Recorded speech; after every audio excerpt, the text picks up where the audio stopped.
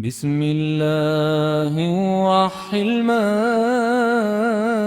الرحيم الرحمن علم القرآن خلق الإنسان علمه البيان الشمس والقمر بحسبان والنجم والشجر يسجدان والسماء رفعها ووضع الميزان ألا تطغوا في الميزان وأقيموا الوزن بالقسط ولا تخسروا الميزان والأرض وضعها للأنام فيها فاكهة والنخل ذات الأكمام والحب ذو العصف والريحان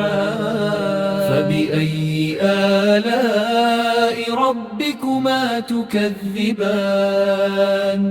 خلق الإنسان من صلصال كالفخار وخلق الجان من مارج من نار فبأي آلاء ربكما تكذبان رب المشرقين ورب المغربين فبأي آلاء ربكما تكذبان مرج البحرين يلتقيان بينهما برزخ لا يبغيان فبأي آلاء ربكما تكذبان يخرج منهما اللؤلؤ والمرجان فبأي آلاء ربكما تكذبان وله الجوار المنشآت في البحر كالأعلام فبأي آلاء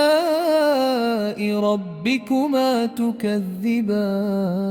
كل من عليها فان ويبقى وجه ربك ذو الجلال والإكرام فبأي آلاء ربكما تكذبان